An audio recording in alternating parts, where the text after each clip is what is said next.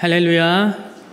네, 우리 옆에 계신 분들과 이렇게 한번 인사해 봤으면 좋겠습니다. 우리는 하나님의 자녀입니다. 아멘. 네. 사랑하는 여러분, 제가 먼저 이렇게 질문을 드리고 싶은데요. 여러분들은 혹시 삶 속에서 하나님의 자녀됨을 누리고 계십니까? 네, 아멘. 감사합니다. 네.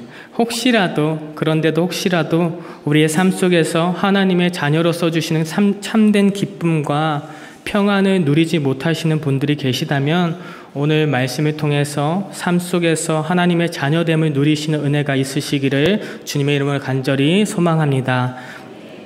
일제강점기 시절에 우리들은 독립운동가들의 이야기로 우리 민족의 용기와 희생을 배워왔습니다. 하지만 그 실상을 들여다보면 용감한 분들은 극소수였고 대부분의 사람들은 극심한 공포와 불안감 속에서 살아야 했습니다. 한국민족문화대백과사전에는 일제의 무단 통치 아래에 헌병 경찰이 자의적으로 체포와 처벌을 일삼았고 태형이나 잔혹한 형벌을 가했기 때문에 한국인들은 언제 어디서 어떤 이유로든 헌병 경찰에 끌려가서 태형이나 처벌을 받을지 몰라서 늘 불안에 떨었다라고 기록이 되어 있습니다. 그리고 예로부터 우리가 어린아이들을 달래는 말로 두려움의 대상을 사용하지도 않습니까? 옛날에 이 호랑이가 담배 피던 시절에는 우는 아이에게 뭐라고 말했죠? 자꾸 울면 호랑이가 잡아간다, 호랑이가 물어간다, 이렇게 이야기를 하면 아이들이 눈물을 뚝 그치기도 했고, 더 최근에 와서는 너 자꾸 울면 망태 할아버지가 잡아간다. 네, 아십니까? 저는 모릅니다. 네. 그리고 요즘 휴대폰의 어플을 보시면 도깨비 전화라는 어플이 있어서 우는 아이에게 도깨비 아저씨한테 전화 온다라고 말하면 눈물을 뚝 그친다고 하더라고요. 그렇다고 합니다. 그런데 일제 강점기 그 시절에는 일본 순사 온다 라고 하면 울던 아이도 울음을 뚝 그칠 정도였다 라고 이렇게 기록이 되어 있습니다. 이것을 봤을 때에 당시 선조들이 일본의 압제에 얼마나 큰 고통을 받았는지 우리가 알 수 있는 것 같습니다. 그런데 1945년 8월에 히로시마에 원자폭탄이 떨어지게 되었고 8월 15일에 일본이 공식적으로 항복을 하게 되자 그동안 두려움에 꽁꽁 숨어있던 많은 사람들이 거리로 쏟아져 나왔습니다. 이전에는 겁이 나서 말도 못하던 이들이 대한독립 만세를 삼창을 외치면서 기쁨을 나눴습니다. 그들은 스스로 갑자기 담대해진 것이 아니라 공식적으로 선포된 자유인이라는 이 새로운 정체성이 있었기 때문에 그 정체성에 근거하여서 담대하게 되어진 것이었죠.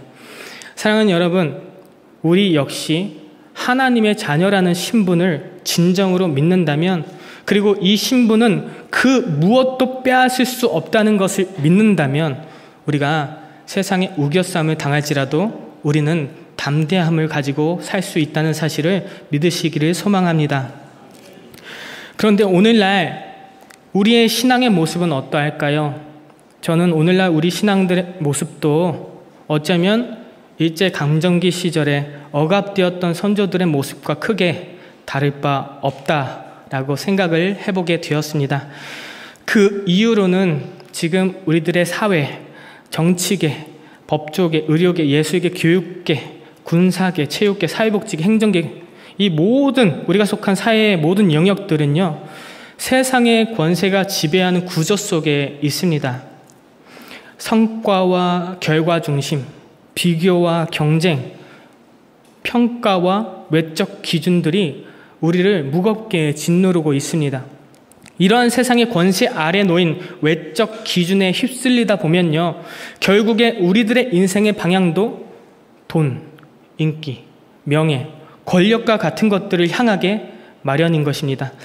그리고 때로는 우리 자신도 그 무거운 기준으로 나 스스로를 억누르거나 하나님께서 우리에게 선물로 주신 자녀들에게도 그 세상의 동일한 기준으로 무겁게 누르고 있음을 발견할 때가 참으로 많은 것 같습니다.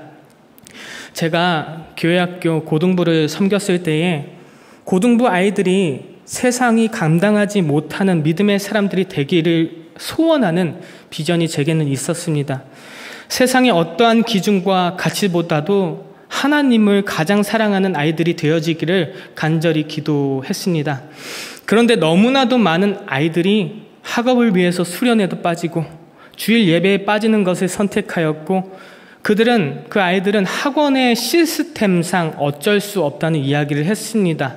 심지어 부모님들조차도 우리 아이가 지금 중요한 시기이니까 우리 아이한테는 연락하지 않아도 될 것 같아요 라는 말씀들을 많이 하셨습니다. 세상이 감당하지 못하는 아이들이 되기를 바라는 마음이었는데 억압적이고 강제적인 그 세상의 시스템으로 인해서 세상을 감당하지 못하는 아이들이 되어져 가는 것 같아서 마음이 먹먹해지고 참으로 안타까웠습니다. 또 다른 한편으로는요, 대신방을 하거나 교회에서 교육과 훈련을 하다 보면 신앙생활을 10년, 20년, 30년, 40년 넘게 해오신 많은 분들을 만나게 되는데 이 분들 중에서도 신앙생활을 열심히 하지 않으면 나 벌 받을까봐, 지옥에 갈까봐, 천국에 가기 위해서 예배에 참석하고 기도와 봉사, 헌금도 열심히 한다라고 말씀하시는 분들이 참으로 많습니다. 이러한 모습들은요, 구원의 주체가 잘못되었다고 할 수 있겠습니다.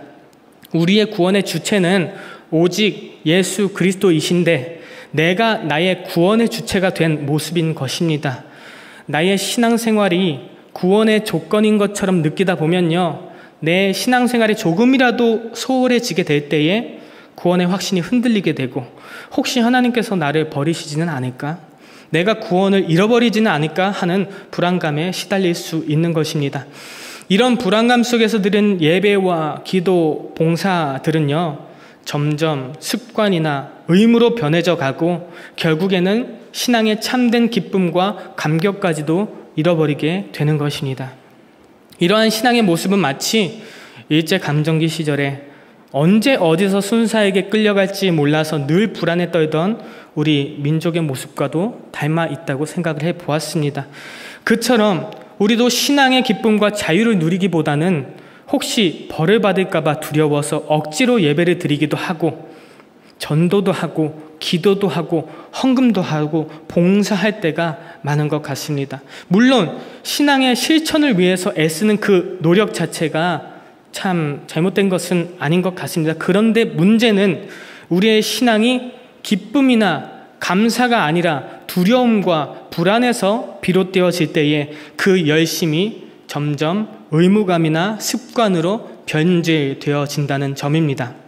저는 오늘 말씀을 통해서 하나님께서 우리에게 이렇게 질문하시는 것 같았습니다.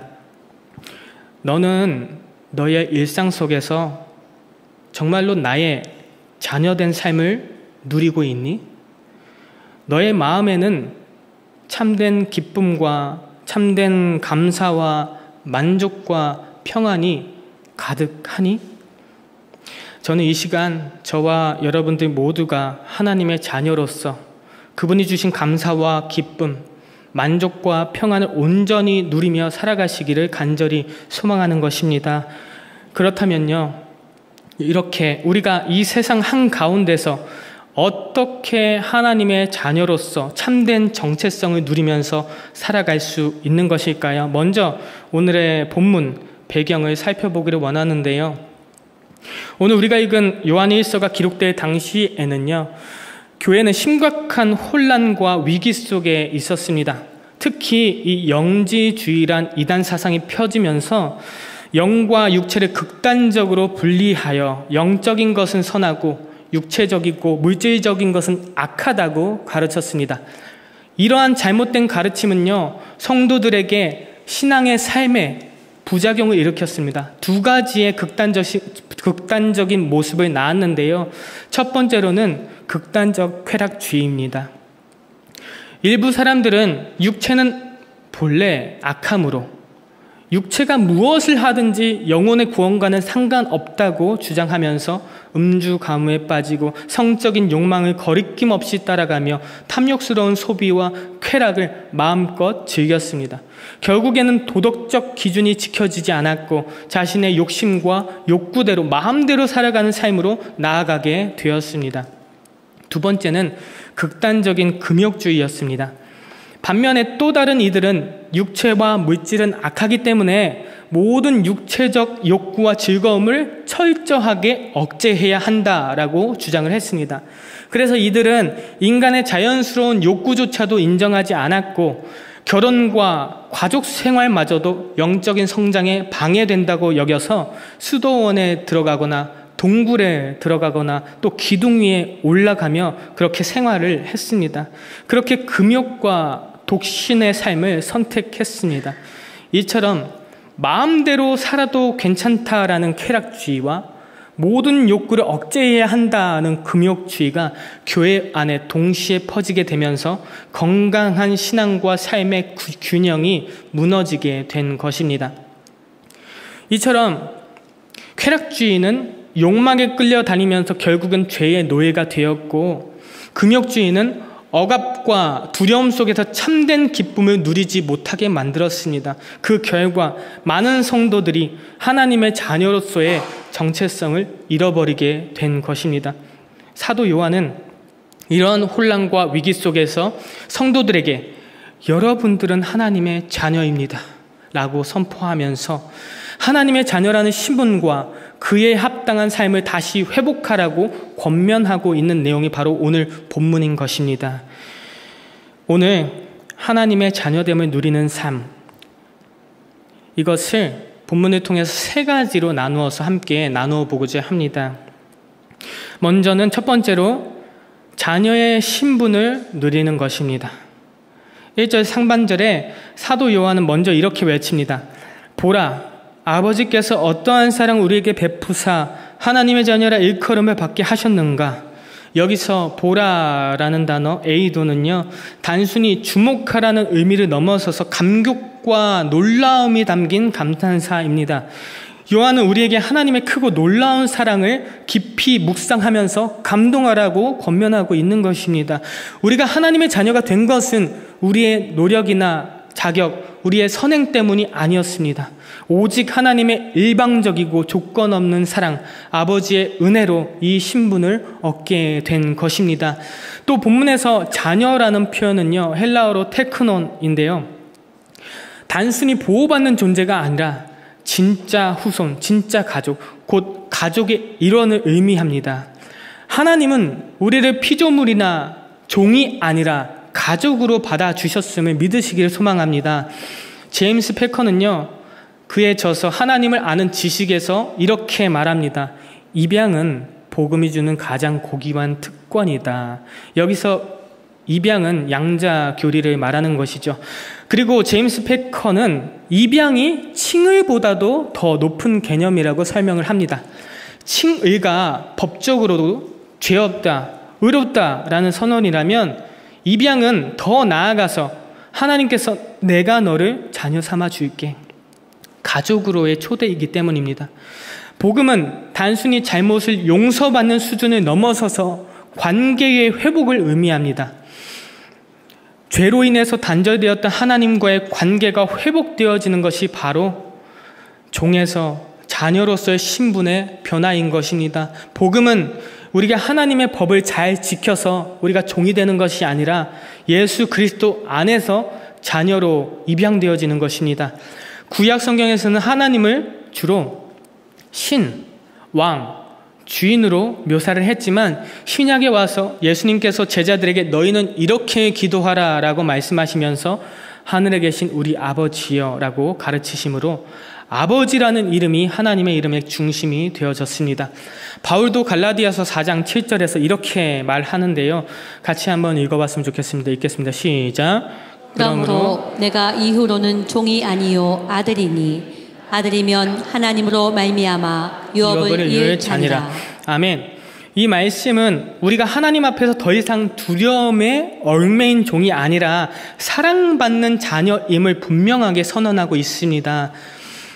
종은 주인을 위해서 일하지만 자녀는 아버지와의 관계 속에서 사랑과 유산을 누리는 존재인 것입니다. 하나님께서는 우리를 종이 아닌 가족, 곧 하나님의 자녀로 삼으셨고 자녀로서의 모든 특권과 유업을 약속하셨습니다.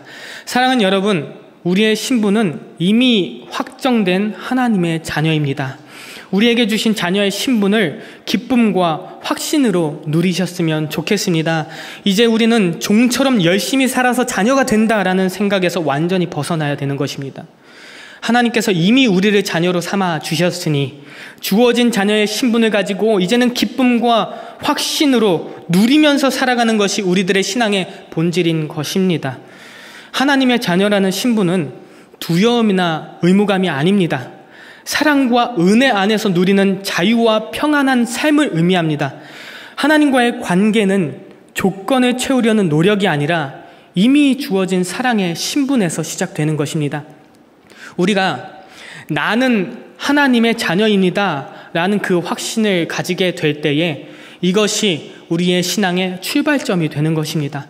자녀로서의 신분을 진심으로 누리게 되면요, 우리의 삶에는 자연스럽게 감사와 평안, 거룩함과 기쁨이 흘러나오게 되는 것입니다. 요한은 1절 하반절에 이렇게 덧붙여서 말하고 있습니다. 세상이 우리를 알지 못함은 그를 알지 못함이라. 아멘. 이 말은요, 세상이 왜 성도인 우리의 삶을 이해하지 못하는지 그 이유를 설명해 주고 있습니다. 세상 사람들은 뭐니 해도 머니라고 주로 돈과 같은 것에 눈에 보이는 것들로 사람의 가치들을 판단합니다. 하나님은 우리 성도들에게 세상과는 다른 가치관과 정체성을 주셨습니다. 기준이 다르기 때문에 성도들이 세상과 달리 구별되어서 살아가는 모습들을요, 그들은 이해하지 못한다는 것입니다. 예를 들어서 세상 사람들은 이익을 위해서 직장에서나 사업에서나 속임수를 쓰는 것이 지혜롭다라고 생각하는 사람들이 참으로 많습니다. 그렇지만 성도는 손해를 감수하면서도 정직하게 살아가는 것이 성도인 것입니다. 세상에서는 눈눈이이 그리고 통쾌하게 복수를 하는 것이 사이다처럼 시원하다고 생각을 하고 그런 것이 또 인기를 끌고 있지 않습니까? 그런데 성도들의 용서와 사랑을 실천하는 이 고구마와 같은 답답한 모습들은 세상 사람들에게 종종 이상하게 보이거나 이해되지 않을 수가 있는 것입니다. 왜냐하면 세상이 하나님을 알지 못하기 때문입니다. 신앙의 동기와 목적, 그리고 우리가 왜 그런 선택을 하는지 알 수가 없기 때문이죠. 그래서 우리는 때때로 세상 속에서 오해를 받기도 하고 소외되는 경험을 할 수밖에 없는 것입니다. 하지만 우리는 세상의 평가나 그 기준들에 흔들릴 필요가 없는 것입니다. 하나님께서 우리에게 주신 그 자녀의 신분과 하나님께서 동행하는 그 삶이 우리에게 가장 소중한 삶임을 기억하시는 저와 여러분이 되시기를 소망합니다. 또한 요한은 2절 말씀에 이렇게 말하고 있습니다. 우리가 지금은 하나님의 자녀라. 아멘. 그렇습니다. 우리는 언젠가 자녀가 될 존재가 아니라 지금 이미 하나님의 자녀인 것입니다. 아직 완전한 영광은 드러나지 않았지만 성도는 장차 그리스도께서 다시 오실 때에 우리는 그 영광의 육체와 같이 그분과 같이 영화롭게 되어질 것을 분명하게 믿고 소망하는 자들입니다. 세상이 줄 수 없는 부활의 산 소망, 이것이 저는 얼마나 감사한 일인지 모르겠습니다. 세상에서도요, 사랑하는 사람들이 죽어서 장례를 치르게 될 때에 그런 친구들을 만날 때에 인간의 말로 어떻게 위로를 해야 될지 모르겠더라고요. 말을 줄이게 되기 마련인데 우리 부활의 산 소망이 있는 그리스도인들은요, 하나님의 말씀 안에서 이 소망의 말씀을 붙잡고 나아갈 때에 하나님으로부터 오는 참된 위로와 평안을 누릴 수 있지 않습니까? 그 안에서 감사를 경험할 수 있지 않습니까? 우리 가족을 하나님께서 품어주셨기 때문에 감사하다고 고백할 수 있는 것이 우리들의 모습 아니겠습니까? 사랑하는 여러분, 하나님께서 우리에게 주신 자녀의 신분을 누리시기를 소망합니다. 하나님의 자녀라는 이 정체성은 우리의 모든 삶의 출발점입니다. 이 정체성을 매일의 삶에서 누리셨으면 좋겠습니다. 일을 하실 때에도, 주님이 맡기신 사명을 감당하실 때에도, 섬김과 헌신의 자리에 있을 때에도 먼저 우리는 하나님과의 인격적인 교제 속에 있는 하나님의 자녀임을 기억하셨으면 좋겠습니다. 사랑하는 여러분, 기억하셨으면 좋겠는 것은요, 우리의 삶에서 가장 중요한 것은요, 가장 먼저 되는 것은요, 우리들에게 주어진 사명보다도 사랑이 먼저라는 사실을 기억하셨으면 좋겠습니다. 우리가 우리의 삶의 모습을 돌아볼 때에 부족한 모습들을 볼 수가 있죠. 우리가 구원받았다는 이 사실 때문에 이제는 내가 반응해야 될 것 같고, 내가 이제 하나님께 말씀에 순종해야지, 오늘도 죄를 지었네, 오늘도 말씀대로 살지 못했네, 지키지 못했네, 주님께서 지상 대명령으로 복음을 전하라고 명령하셨는데, 이 복음을 증거하는 사명을 우리에게 주셨는데, 지금 나의 삶을 돌아볼 때에 왜 내 삶에서 복음을 증거하는 삶을 살아가고 있지 못하지? 라는 그런 생각들로 말미암아 자유하지 못하고, 그런 것들에 얽매여서 죄스러운 마음으로 안절부절하는 우리들의 모습이 있지는 않으신지요? 여러분, 사명보다도 사랑이 먼저입니다. 우리가 사명자이기 이전에 하나님의 자녀라는 사실을 기억하시기 바랍니다. 우리 아버지께서 사랑으로 이미 우리에게 참 자유와 기쁨을 주셨는데, 그것에 얽매여서 감사하지도 못하고 기뻐하지도 못하는 우리들의 모습을 원하지 않으십니다. 그럴 때에 하나님께서는 우리를 향하신 하나님의 사랑을 더욱더 알기를 원하고 계시는 것입니다. 순종이 되지 않으시다면 사명을 감당하려고 애쓰기보다도 먼저 하나님의 자녀로서 하나님 앞으로 나아가시기 바랍니다. 하나님과 친밀하고 인격적인 교제를 통해서 하나님의 사랑을 더욱더 알아가시는 저와 여러분들이 되시기를 소망합니다. 그렇게 살아갈 때에 어떻게 되느냐? 두 번째로, 자녀의 삶을 드러내게 되는 것입니다. 하나님이 주신 신분과 사랑을 붙들고 나아가는 우리는요, 단지 이름만 자녀가 아니라 자녀다운 삶을 세상 속에서 드러내게 되는 것입니다. 그래서 3절 말씀에는 이렇게 말씀하고 있습니다. 이 소망을 가진 자마다 그의 깨끗하신 것 같이 자기를 깨끗하게 하느니라. 아멘. 여기에서 말씀하고 있는 이 소망이라는 것은요, 장차 우리가 그리스도와 같이 영화롭게 될 것이라는 부활의 산 소망을 의미합니다. 이 소망을 가진 사람은 단순히 미래만 바라보면서 사는 것이 아니라 오늘의 삶에서 예수 그리스도의 거룩함을 닮아가는 삶을 살아가게 되는 것입니다. 즉, 하나님의 자녀는 자신의 생각과 말, 행동을 거룩하게 지키려는 마음을 품게 된다는 것입니다. 중요한 것은 이것이 억지로 의무감에 쫓겨서 하는 위선이 되는 것이 아니라 자녀로서 하나님을 사랑하는 마음에서 자연스럽게 흘러나오게 되는 것입니다. 4절부터 6절까지 요한은 죄에 대한 분명한 태도를 강조하고 있는데요. 4절에서 요한은 이렇게 말하고 있습니다. 죄를 짓는 자마다 불법을 행하나니 죄는 불법이라. 여기서 죄는요, 단순한 실수나 약점이 아닙니다. 하나님의 법을 정면으로 거스르는 반역이고 그분의 통치에 도전하는 행위인 것입니다. 불법이라는 단어는요, 헬라어로 아노미아, 즉 법을 부정하는 것으로 하나님의 질서를 의도적으로 거스르는 것입니다. 그렇기 때문에 하나님의 자녀는 죄를 결코 가볍게 여기지 않습니다. 죄는 하나님과의 관계를 깨뜨리는 심각한 문제이기 때문에 하나님의 자녀는 죄를 당연하게 여기며 살아가지 않는 것입니다. 우리는 예수 그리스도의 구속사역을 날마다 기억해야 할 것입니다. 5절 말씀에는 이렇게 말씀하고 있습니다. 함께 읽어볼까요? 시작. 우리가 우리 죄를 없애려고 나타나신 것을 너희가 아나니 그에게는 죄가 없느니라. 아멘. 예수님은 죄가 하나도 없으신 분이셨지만 우리의 죄를 대신 지시고 십자가에서 완전한 대속을 이루셨습니다. 그분의 십자가는 죄의 권세를 깨뜨리고 우리를 죄에서 해방시키기 위한 것이었습니다.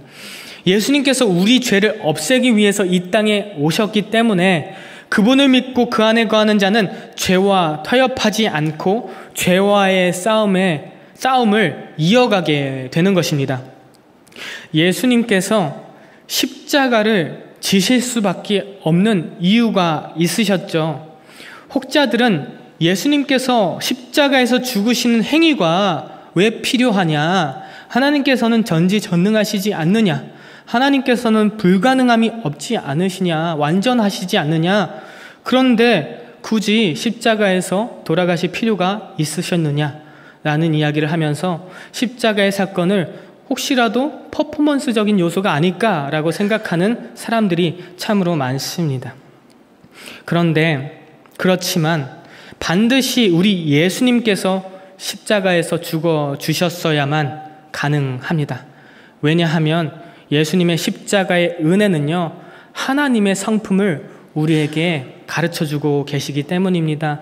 하나님의 공의의 성품과 하나님의 사랑의 성품을 말입니다. 하나님은 죄에 대해서 확실하신 분입니다. 죄의 싹은 사망이고 죄를 지었다면 반드시 거기에 합당한 벌을 받아야 하는 것입니다. 하나님은 공의로우신 분이시기 때문에 반드시 그렇게 되어야 하는 것입니다. 그런데 하나님께서 우리 모두를 죄의 결과로 인해서 모두 다 죽게 하고 싶으시지 않았기 때문에, 우리를 사랑하셨기 때문에 대신 죽으실 분이 필요하셨다는 것이죠. 그분이 바로 하나밖에 없는 아들이신 예수 그리스도이신 것입니다. 하나님께서 완전한 공의와 완전한 사랑을 십자가의 사건을 통해서 우리에게 드러내 보여주신 것입니다.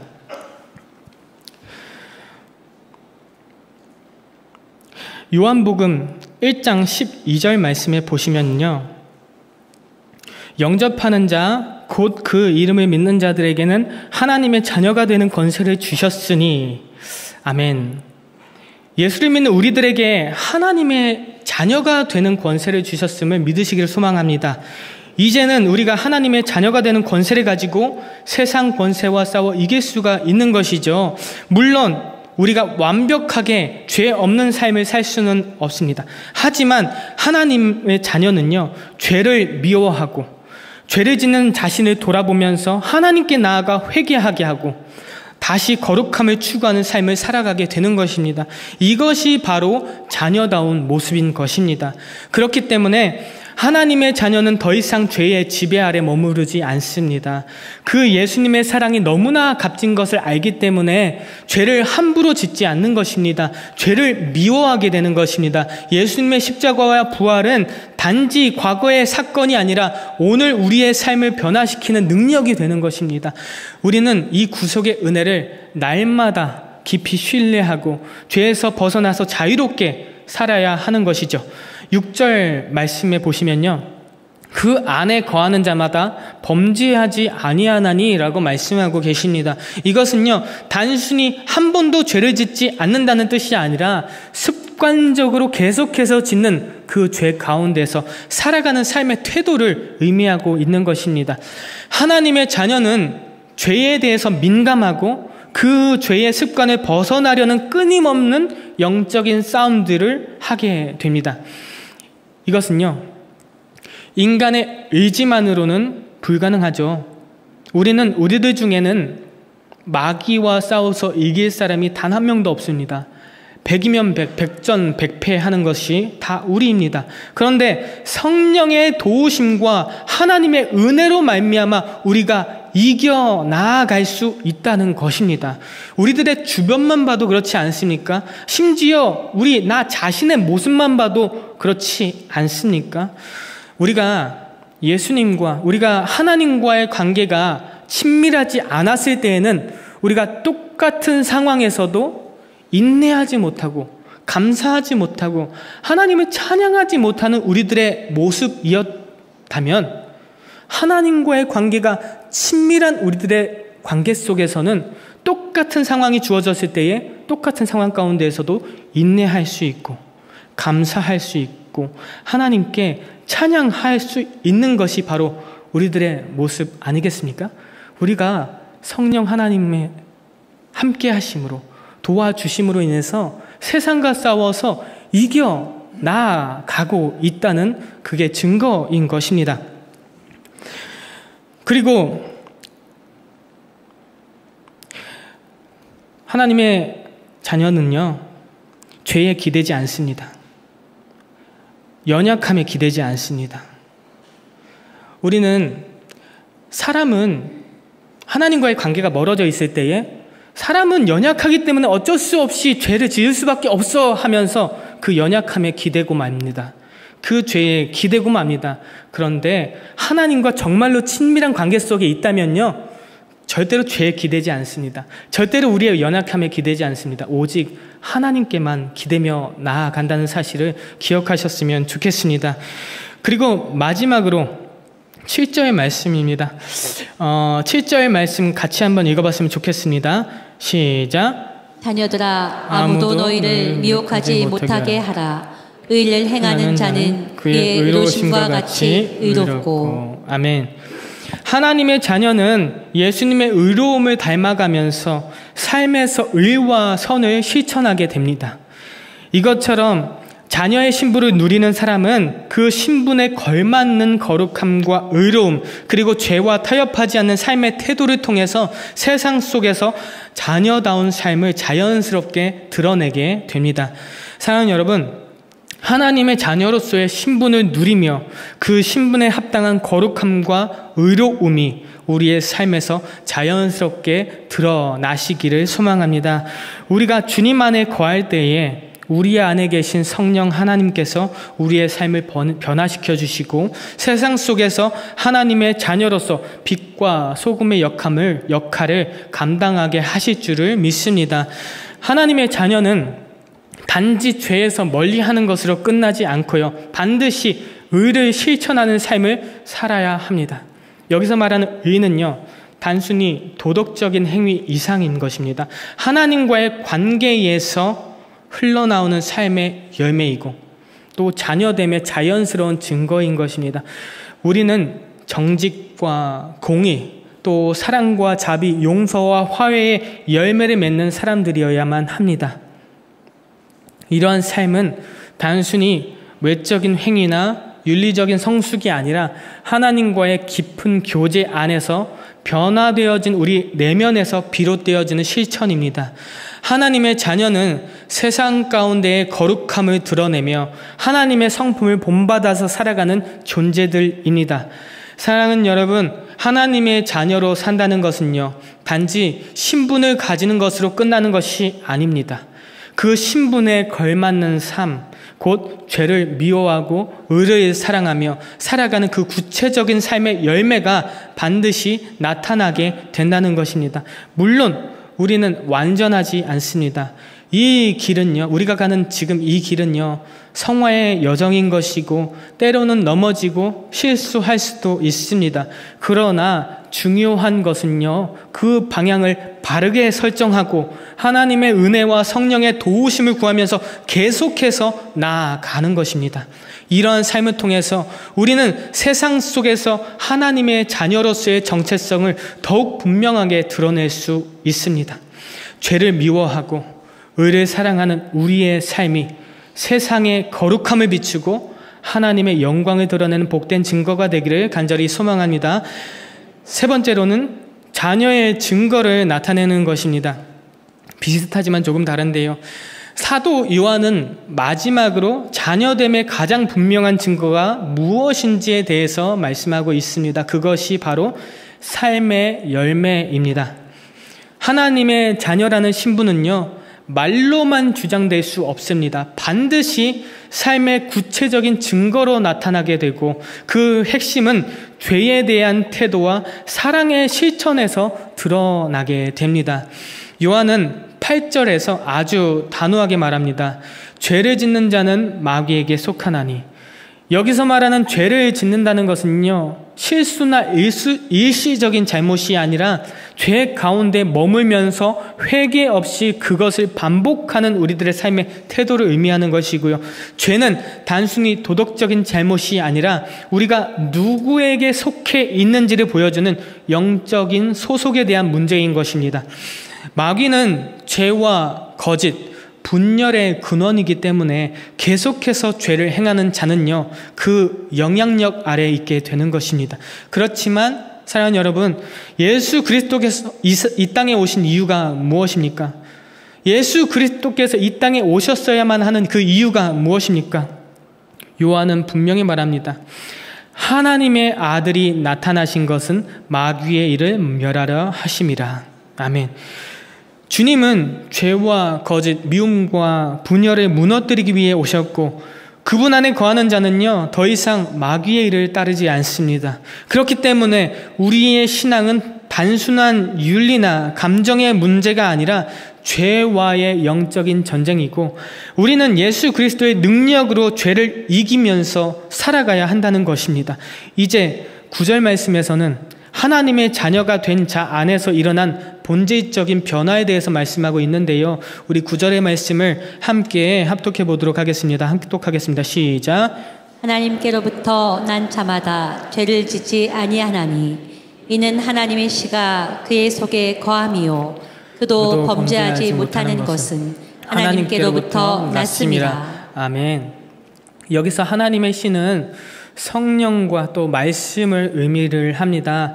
이 씨가 우리 안에 뿌려졌을 때에 우리의 존재는 새롭게 바뀌게 되는 것입니다. 이 변화는요, 단순히 우리들의 행동의 변화가 아니라 중생, 곧 거듭나게 되는 것입니다. 우리는 완전히 새로운 피조물이 되었고 이전의 삶으로 돌아갈 수 없습니다. 그리스도의 생명이 우리 안에 들어오면 우리는 죄를 즐기거나 방치할 수 없고 죄에서 벗어나 거룩함을 추구하는 방향으로 나아가게 됩니다. 물론 이 변화는 바울과 같이 하루아침에 완성되지 않습니다. 그러나 분명한 것은 성령의 인도하심 아래에서 우리는 성화의 과정, 날마다 거룩해지는 여정을 걷게 된다는 것입니다. 그래서 하나님의 자녀는 점점 더 죄에서 멀어지게 되고 하나님의 뜻에 점점 더 순종하는 삶을 살아가게 되는 것입니다. 그리고 10절은요, 이 모든 내용을 정리하면서 이렇게 말하고 있습니다. 함께 읽어보겠습니다. 시작. 이러므로 하나님의 자녀들과 마귀의 자녀들이 드러나나니 무릇 의를 행하지 아니하는 자나 또는 그 형제를 사랑하지 아니하는 자는 하나님께 속하지 아니하니라. 아멘. 여러분, 참된 자녀는 말이 아니라 삶으로 드러나게 됩니다. 무엇으로 드러납니까? 요한은 단순하고도 분명하게 말하고 있습니다. 의를 행하고 형제를 사랑하는 것, 바로 이것입니다. 특히 형제를 사랑하는 것은요, 하나님의 자녀됨을 나타내는 가장 핵심적인 열매인 것입니다. 이 사랑은 추상적인 감정이 아니라 구체적인 행동입니다. 형제를 돌아보고 용서하고 섬기고 격려하는 삶으로 나타나는 사랑인 것입니다. 여러분, 교회는요, 영적인 병원이다라는 사실을 기억하셨으면 좋겠습니다. 여러분, 교회에 영적으로 병원에요, 아픈 사람이 있다고 아이고 병원에 저렇게 아픈 사람이 있어서 어떡해, 저 아픈 사람이 왜 병원에 왔어, 이렇게 이야기하시는 분이 계실까요? 아프기 때문에 병원에 가는 것이 당연한 것이죠. 교회는요, 영적인 병원입니다. 마음이 아픈 사람이 오는 것이 병원인 것이고, 마음이 떨어질 대로 떨어지고 영적으로 메마른 사람들이 회복을 위해서 찾아오는 곳이 바로 교회인 것입니다.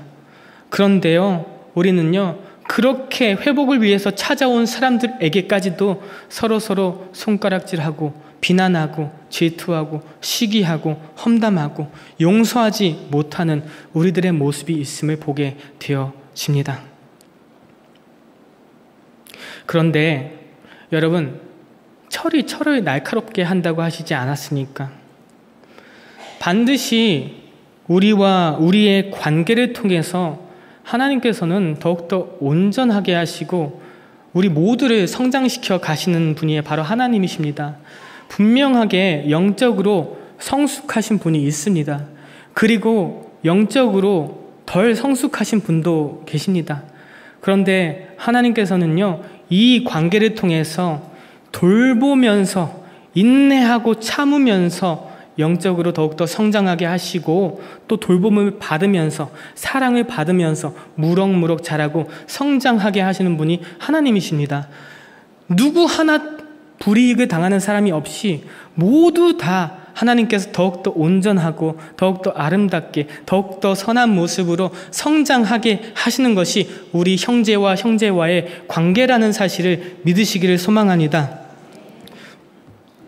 사랑하는 여러분, 그렇다면 우리의 삶은 지금 무엇을 드러내고 있습니까?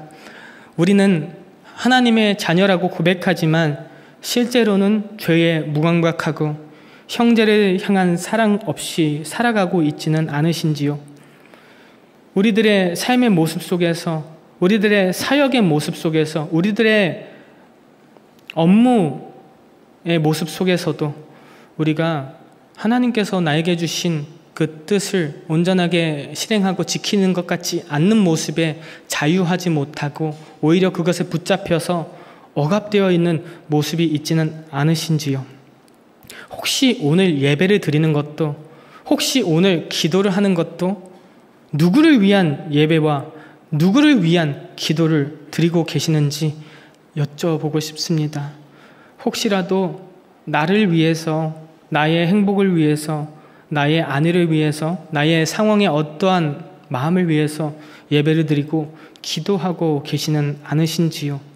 물론 예배드리는 것은 좋지만 그럼에도 불구하고 하나님의 자녀는 더욱더 온전한 방향으로 하나님께로 가까이 나아가는 자들인 것이죠. 더욱더 온전한 방향은요, 하나님께서 우리를 사랑하셨기에, 하나님께서 우리를 자녀 삼아 주셨기에 우리도 하나님을 사랑함으로 예배를 드리는 것입니다. 하나님을 사랑하기 때문에 하나님과 인격적인 교제를 나누기 위해서 기도를 드리는 것입니다.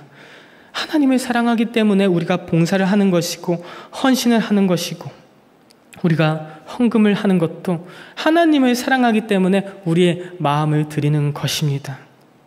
우리의 어떠함을 위해서가 아니라, 우리의 어떠함을 드러내기 위해서가 아니라, 우리가 어떠한 공급함을 위해서가 아니라 그저 하나님을 사랑하기 때문에 하나님과 더욱더 가까워지기 위해서 하는 것임을 믿으시고, 하나님과의 친밀한 교제와 사랑이 모든 신앙생활의 중심이 되어질 때에 우리는 진정한 자녀의 증거를 삶으로 드러낼 수 있다는 사실을 믿으시기를 소망합니다. 결론입니다. 사랑하는 여러분, 하나님의 자녀됨을 누리시기를 소망합니다. 잃어버렸던 기쁨이 회복되셨으면 좋겠습니다. 잃어버렸던 감사가 회복되셨으면 좋겠고 평안이 회복되셨으면 좋겠습니다. 우리는 하나님의 사랑으로 말미암아 하나님의 자녀가 되었습니다. 그 신분은 이미 주어진 은혜이고 세상의 어떤 것도 빼앗을 수 없는 하늘의 신분입니다. 그러므로 우리는 두려움이 아니라 담대함과 감사로, 억지와 습관이 아니라 기쁨과 사랑으로, 형식이 아니라 삶의 열매로 우리의 자녀됨을 드러내며 살아가야 하는 것입니다. 하나님의 자녀는 죄를 습관처럼 따라 살 수 없습니다. 하나님의 씨가 우리 안에 있기 때문입니다. 하나님의 자녀는 세상과 구별된 거룩함을 추구합니다. 왜냐하면 우리는 장차 나타나실 그리스도와 같아질 것이기 때문입니다. 하나님의 자녀는 사랑으로 자신을 증명합니다. 의와 사랑이 없는 자는 하나님께 속하지 않은 자라고 말씀하셨기 때문이고, 혹시 지금의 삶이 버겁고 세상의 기준과 시선에 눌려서 하나님의 자녀라는 그 정체성이 희미해져 계신지요? 혹시라도 실패와 좌절로 하나님의 자녀라는 확신이 흔들리고 계신지요? 우리의 실패가 하나님의 사랑을 끊을 수가 없습니다. 우리의 좌절이 하나님의 선택을 취소할 수 없습니다. 세상의 권세가 하나님의 자녀된 권세를 결코 이길 수 없습니다. 그러므로 사랑하는 여러분, 이제는 하나님의 자녀된 신분을 누리십시오. 그 신분에 합당한 삶을 살아내십시오. 지금 순종하지 못하십니까? 순종할 수 있는 부분부터, 아주 조그만 부분부터 순종하면서 다음엔 이만큼, 다음엔 이만큼, 더욱더 하나님의 말씀대로 순종하면서 나아가는 우리의 모습이 되어지기를 소망합니다. 지금 우리의 모습을 돌아보셨으면 좋겠습니다. 지금 우리의 삶 속에서 하나님의 다스리심이 있습니까? 하나님의 말씀에 통치하심이 있습니까? 정말로 하나님의 말씀에 순종하는 삶의 모습들이 우리들의 삶에서 드러나고 있습니까? 그 증거가 나타나고 있습니까? 혹시라도 잠깐 하나님과 멀어져 계시다면 그 관계를 회복되시기를 주님의 이름으로 간절히 소망합니다. 이 시간 함께 고백해 봤으면 좋겠는데요. 함께 따라해 보셨으면 좋겠습니다. 나는 하나님의 자녀입니다. 네, 이 사실을 믿고 우리에게 주어진 삶 앞에서 하나님께서 주시는 자유함과 기쁨과 감사와 평안함으로 살아가시는 저와 여러분들의 복된 삶 다 되시기를 주님의 이름으로 간절히 축원드립니다. 자, 잠시 기도하도록 하겠습니다. 살아계신 하나님 아버지, 감사합니다. 우리를 주님의 자녀 삼아 주셨음에 참으로 감사합니다. 그러나 때때로 그 신분을 잊어버리고 세상의 기준에 눌려서 살아가고 있음을 고백합니다. 그러나 오늘 다시 주님의 사랑을 바라보게 하시고 자녀된 기쁨과 담대함으로 주님 앞에 나아가게 하여 주시옵소서. 주님의 동행하심으로 말미암아 의와 사랑의 열매가 우리의 삶 속에서 자연스럽게 드러나게 하시고 형제를 용서하고 섬기고 격려하는 구체적인 사랑을 실천할 수 있도록 도와주시옵소서. 항상 겸손한 마음으로 서로를 세우게 하시며 우리의 삶이 주님의 사랑을 전하는 통로가 될 수 있도록 주님께서 함께하여 주시고 역사하여 주시옵소서. 이 모든 말씀 살아계신 우리 구주 예수 그리스도 이름으로 기도드립니다. 아멘.